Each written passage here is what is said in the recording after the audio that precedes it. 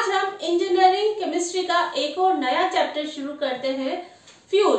Let's start our topic fuel. Fuel में सबसे पहले हम पढ़ेंगे meaning of fuel, second classification of fuel और third characteristic of good fuel. अपने टॉपिक के साथ हम स्टार्ट करते हैं meaning of fuel.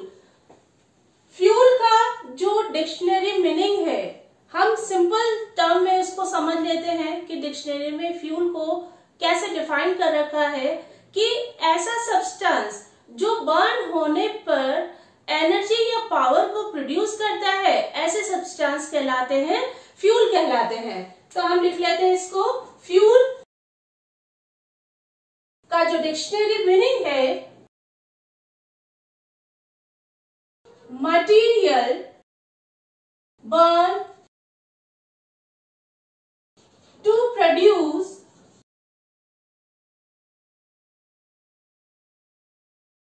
heat or power is called fuel. Now definition of fuel. इसका जो definition है, fuel is a combustible substance which on proper burning produce tremendous amount of heat or power या energy that can be used for this purpose। किस purpose से? Industrial और domestic purpose. इसका मतलब ये है कि फ्यूल एक कंबस्टिबल सब्सटेंस है जो प्रॉपर जलने पर ये क्या लिबरेट करता है, ट्रेमेंडस अमाउंट में हीट को लिबरेट करता है। ये जो लिबरेटेड हीट है, हम उसको डोमेस्टिक या इंडस्ट्रियल पर्पज से हम क्या करते हैं, इकोनॉमिकली काम में लेते हैं। अब हम इसको यहाँ पर एक बार और समझ लेते हैं। Fuel is a combustible substance which on proper burning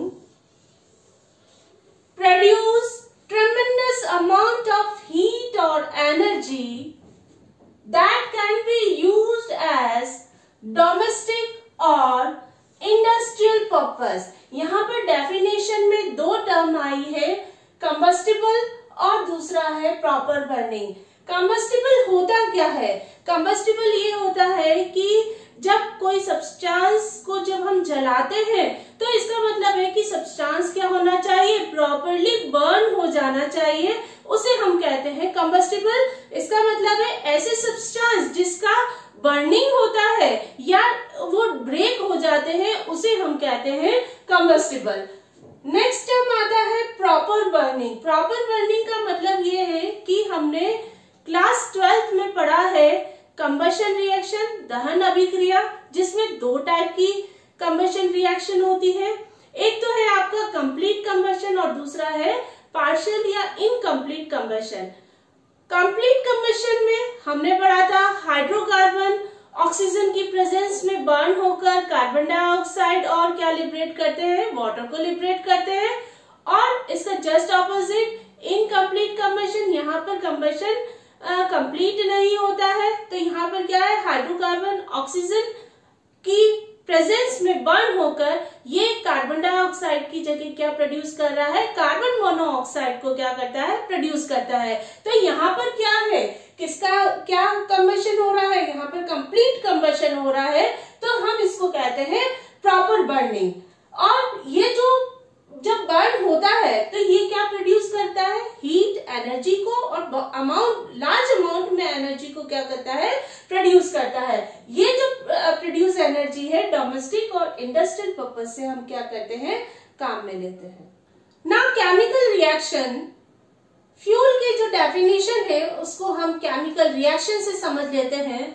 fuel oxygen की प्रेजेंस में बर्न हो, ये कंबशन प्रोडक्ट का फॉर्मेशन कर रहा है और साथ में ट्रेमेंडस अमाउंट में हीट को लिबरेट करता है। अब ये जो कंबशन प्रोडक्ट है कौन कौन से हैं, कार्बन डाइऑक्साइड, वाटर मॉलिक्यूल और सल्फर डाइऑक्साइड, नाइट्रोजन प्रेजेंट है, तो नाइट्रोजन ऑक्साइड का क्या करता है, फॉर्मेशन होता है। ये तो इसकी होती है केमिकल रिएक्शन। अब इसके कुछ पॉइंट को समझ लेते हैं।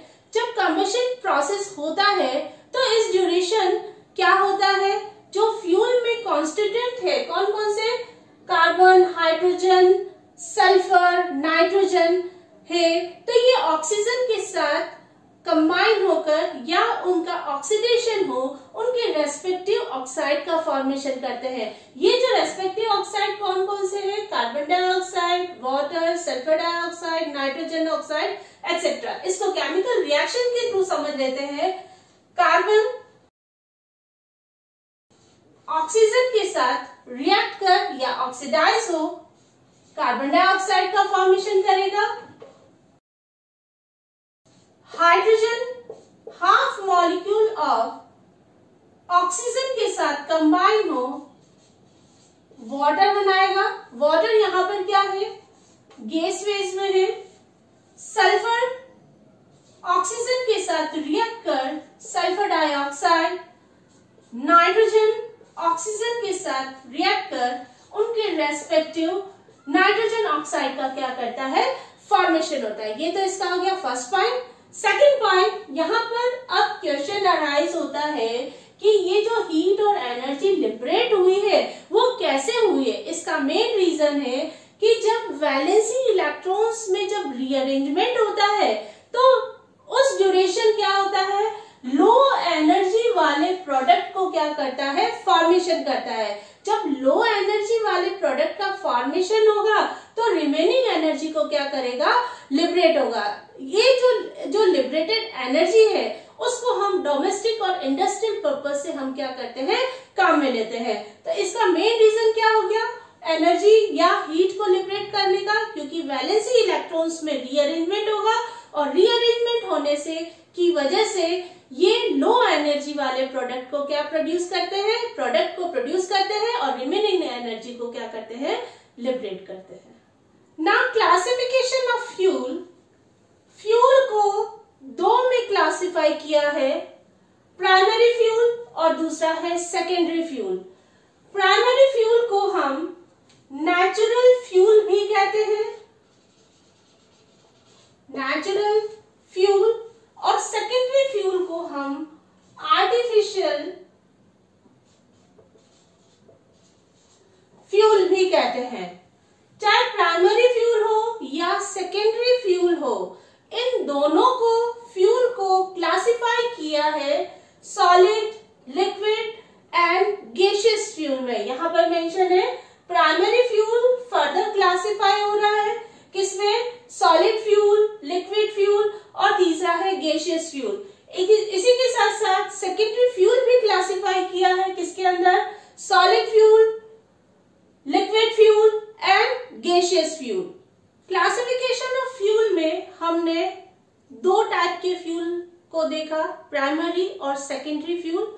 सबसे पहले हम प्राइमरी फ्यूल को डिस्कस करते हैं। प्राइमरी फ्यूल होता क्या है? ऐसे फ्यूल जो नेचर से ऑब्टेन किए जाते हैं उसे हम कहते हैं प्राइमरी फ्यूल, क्योंकि नेचर से ऑब्टेन हो रहे हैं इसीलिए हम इसको क्या कहते हैं? नेचुरल फ्यूल कहते हैं। तो primary fuel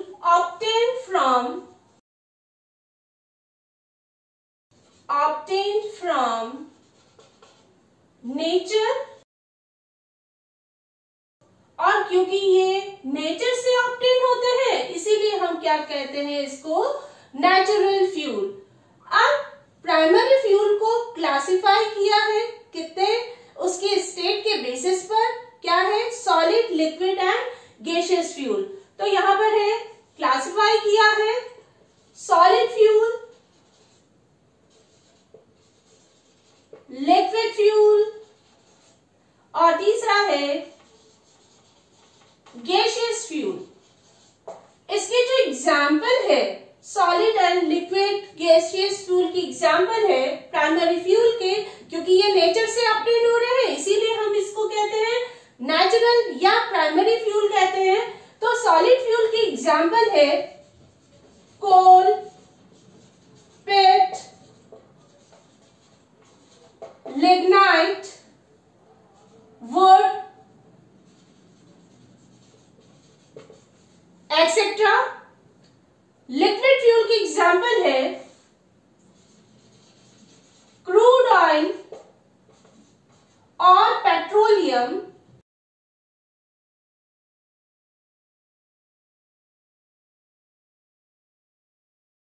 etcetera. Gaseous fuel के जो एग्जाम्पल है, जितने भी नेचुरल गैसेस है वो किस कैटेगरी में जा रहा है? एज अ प्राइमरी फ्यूल में हम क्या करते हैं? कंसिडर करते हैं। क्लासिफिकेशन ऑफ फ्यूल में हमने सबसे पहले प्राइमरी फ्यूल को पढ़ा, प्राइमरी फ्यूल होता क्या है और उसका क्लासिफिकेशन। अब हम स्टार्ट करते हैं सेकेंडरी फ्यूल और आर्टिफिशियल फ्यूल। सेकेंडरी फ्यूल है क्या? ऐसे फ्यूल जो प्राइमरी फ्यूल से बनाए जाते हैं उसे हम कहते हैं सेकेंडरी फ्यूल। क्योंकि ये बनाए जाते हैं इसीलिए हम क्या कहते हैं? Artificial fuel, man made fuel और डिराइव्ड फ्यूल भी हम कहते हैं। तो इसका डेफिनेशन है, सेकेंडरी फ्यूल क्या है? डिराइव्ड फ्रॉम प्राइमरी और नेचुरल फ्यूल।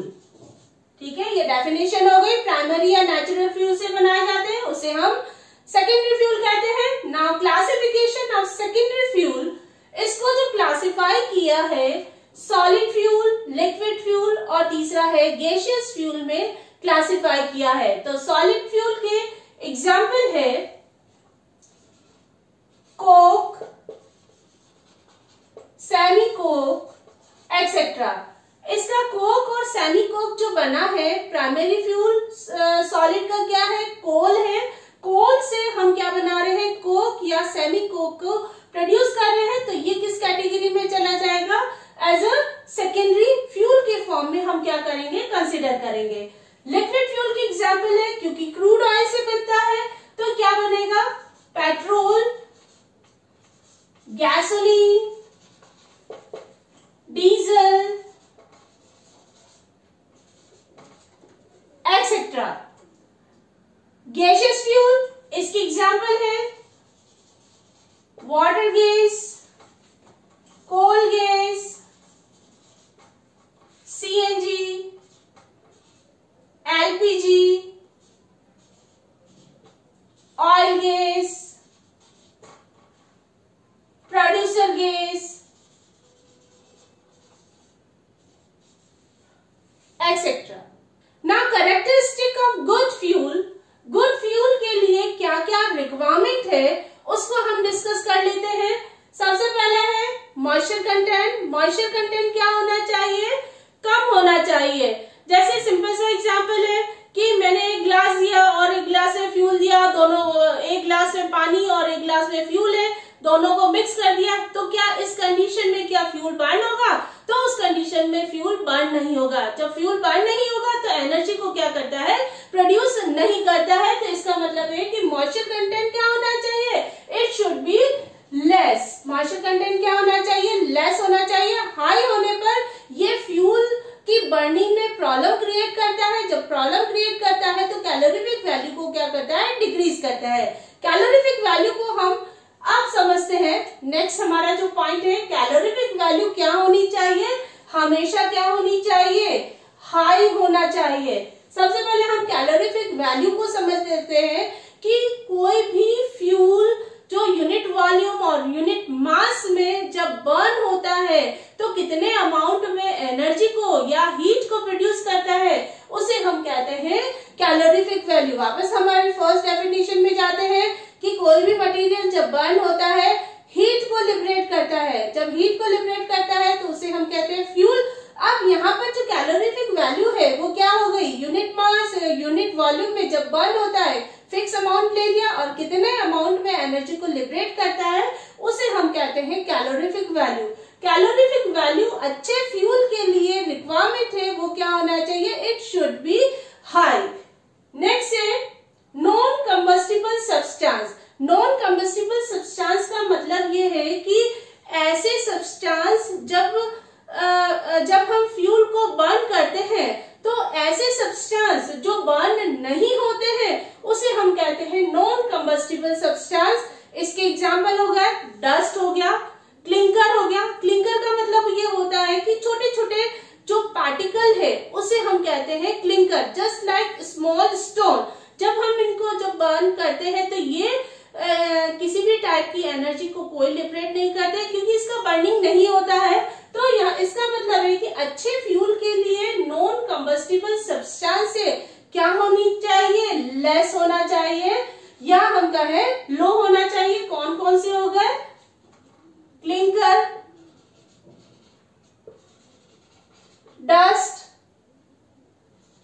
एश एक्सेट्रा, ये क्या है, नॉन कम्बस्टिबल सब्सटेंस है, क्योंकि ये बाइंडिंग में पार्टिसिपेट नहीं करते हैं। नेक्स्ट है इंपॉर्टेंट पैरामीटर है इग्निशन टेम्परेचर। इग्निशन टेम्परेचर कितना होना चाहिए, मॉडरेट होना चाहिए। मॉडरेट का मतलब है कि इग्निशन जो टेम्परेचर है, जो जलने का, इग्नाइट करने का जो टेम्परेचर है, ना तो कम होना चाहिए ना ज्यादा होना चाहिए। तो इसकी दो कंडीशन है कि फर्स्ट केस में क्या है, इग्निशन टेम्परेचर लो है तो क्या होगा, फायर हैजार्ड होगा। फायर हैजार्ड कैसे होगा, टेम्परेचर लो होने की वजह से जल्दी इग्नाइट हो जाएगा, और जब जल्दी इग्नाइट होगा तो ये क्या होगा, फायर हैजार्ड को क्या करेगा, क्रिएट करेगा। नेक्स्ट है इग्निशन टेम्परेचर बहुत ज्यादा हाई है तो उसको बहुत जलने में ज्यादा समय लगेगा, तो इसलिए इग्निशन टेम्परेचर क्या होना चाहिए, मॉडरेट होना चाहिए। नेक्स्ट है नेचर ऑफ द प्रोडक्ट। यहाँ पर प्रोडक्ट क्या है, कंबस्टिबल प्रोडक्ट है। क्या कौन कौन से हो गए, carbon dioxide, water, sulphur dioxide, nitrogen oxide etcetera. तो ये इसका मतलब है कि जब फ्यूल बर्न होता है तो ये क्या करता है, लेस अमाउंट में लेस एनर्जी वाले प्रोडक्ट को क्या करता है, प्रोड्यूस करता है। इन प्रोडक्ट का नेचर क्या होना चाहिए, ये इनका जो नेचर है वो क्या होना चाहिए, हार्मफुल नहीं होना चाहिए। इसका मतलब ये है कि नॉन पॉइजनस इन नेचर का होना चाहिए, किसी भी टाइप के एनवायरमेंट को ये क्या हो, नुकसान ना पहुंचाए, एयर पोल्यूशन ना करे। तो इसका मतलब ये है कि जो प्रोडक्ट क्या होना चाहिए, सेफ होना चाहिए, या हम कहें हार्मलेस होना चाहिए। हार्मलेस प्रोडक्ट या नॉन पॉइजनस प्रोडक्ट होने चाहिए। नेक्स्ट है velocity of the combustion. Combustion की वेलोसिटी क्या होनी चाहिए, मॉडरेट होनी चाहिए, ना तो कम होनी चाहिए ना ज्यादा होनी चाहिए। यदि दहन अभिक्रिया की वेलोसिटी कम है या ज्यादा है तो क्या इफेक्ट होगा, यदि वेलोसिटी जो कंबशन है स्लो है तब उस कंडीशन में हमें क्या होगा, हाई टेम्परेचर की रिक्वायरमेंट होगी। हाई टेम्परेचर होने की वजह से जब हम, क्योंकि हाई टेम्परेचर क्या हो गया, मेंटेन नहीं कर पाते हैं। नेक्स्ट है वेलोसिटी क्या है, इसकी हाई है, तब उस कंडीशन में क्या है, क्योंकि कंबशन बहुत ज्यादा फास्ट होगा तो एनर्जी या हीट का मैक्सिमम पार्ट एनवायरमेंट में क्या होगा, रेडिएट हो जाएगा। इस वजह से ये क्या होना चाहिए, velocity of combustion should be moderate. Next है size of the fuel. Fuel का साइज क्या होना चाहिए, it should be uniform. Next है स्पॉन्टेनियस कंबशन। स्पॉन्टेनियस कंबशन इसको हिंदी में कहते हैं कि जो ऐसे सब्सटेंस जो अपने आप जल जाते हैं उसे हम कहते हैं स्पॉन्टेनियस कंबशन। अब हम अपने कैरेक्टरिस्टिक ऑफ फ्यूल पे जाते हैं तो क्या होना चाहिए, फ्यूल का क्या स्पॉन्टेनियस कंबशन होना चाहिए या अपने आप जल जाना चाहिए, नहीं होना चाहिए। ये इसकी इंपॉर्टेंट पैरामीटर है। जो ऐसे फ्यूल जो अपने आप जल जाते हैं तो क्या होता है, फायर हैजार्ड हो सकता है, इस वजह से ये इसका क्या होना चाहिए, स्पॉन्टेनियस कंबशन नहीं होना चाहिए। नेक्स्ट है इंपॉर्टेंट पैरामीटर है उसका कॉस्ट क्या होना चाहिए, खर्चा कितना होना चाहिए, लेस होना चाहिए। इसका मतलब है कि इकोनॉमिक इन रेंज का होना चाहिए। नेक्स्ट है स्टोरेज एंड ट्रांसपोर्टेशन क्या होना चाहिए फ्यूल का, it should be easy. Next है कंट्रोल ऑफ द प्रोसेस क्या होना चाहिए, कंबशन शुड बी कंट्रोलेबल, जो क्या होना चाहिए, इजीली उसका क्या होना चाहिए, कंट्रोल होना चाहिए। ये तो इसका होता है characteristic of good fuel. Now summary of fuel, इसको हम कुछ कीवर्ड समझ लेते हैं। फ्यूल की डेफिनेशन, क्लासिफिकेशन। तो फ्यूल की जो डेफिनेशन है वो क्या है, a fuel is a combustible substance which on proper burning produce large amount of heat। ये इंपॉर्टेंट शब्द है, large amount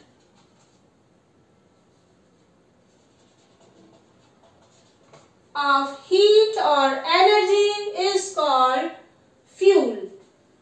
Second है classification of fuel. Fuel may be classified into two categories, primary fuel or secondary fuel. First, primary fuel. It is those fuel obtained from nature. ऐसे fuel को हम कहते हैं primary fuel, और ऐसे fuel जो primary fuel से derive होते हैं उसे हम कहते हैं सेकेंडरी फ्यूल. चाहे प्राइमरी फ्यूल हो या सेकेंडरी फ्यूल हो, इन दोनों को फर्दर क्लासिफाई किया है उसके स्टेट के बेसिस पर. Solid fuel, liquid fuel and gaseous fuel. Thank you guys. आप मेरे वीडियो का डिस्क्रिप्शन जाकर देखें जिसमें मैंने इंपॉर्टेंट लिंक दे रखे हैं. वाटर केमिस्ट्री का link, some concept of basic concepts of chemistry, और इसके साथ साथ फ्यूल की भी प्लेलिस्ट अलग से सेपरेट होगी, आप उसको जाकर